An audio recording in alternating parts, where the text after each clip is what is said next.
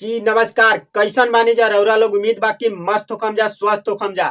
आज हम बात करे वाला बानी खेसारी लाल यादव के मशहूर राइटर पवन पांडे के बारे में, जौन की लाइव आके एगो वीडियो में कुछ बात बतैले बानी। पहले ही सुन लीजिए वीडियो।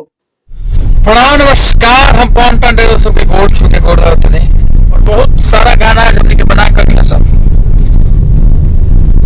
अंशु के स्टूडियो में से बहुत प्यारा प्यारा गाना बनल हो और बहुत तगड़ा तगड़ा गाना बनल बा। चाहे हमारे सारे गामा से आई, बहुत सारा कंपनी बजाना से आई, वेब से आई, टी सीरीज से आई, आदि शक्ति कंपनी से आई, लगातार गाना आई और गन्ना फिल्म से भी हमारे गाना रहल बा। तो लगातार वो सब जितने हमरा के अभी 3-4 महीना से शांत देखले रहनी है,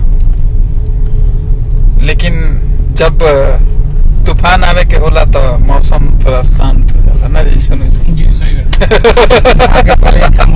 हम बता दी रउरा लोग के कि खेसारी लाल यादव के साथ में पवन पांडे के गाना बहुत दिन से नहीं आवत। तो ई अभी लाइव आके पवन पांडे बोलने है कि अब धड़ाधड़ गाना आई, लेकिन सिंगर के नाम नहीं बतैले, सिर्फ एगो शिवानी सिंह के नाम धैले बानी कि 2 गाना शिवानी सिंह के साथ में आवता और लागत कि पावर स्टार के साथ में भी पवन पांडे के गाना आवे वाला बाटे और अनेकों कलाकार के साथ में और पवन पांडे के गाना आई और बहुत ही बवाल करी। अब कैसे कि पवन पांडे खुद ही बोला था नहीं कि सिंगर कोई रही लेकिन राइटर हम ही रह, केहू रही लेखक में बावे रहे इलाका केहू के होई, धमाका मनिए कोई टांडा होई, एकदम बवाल।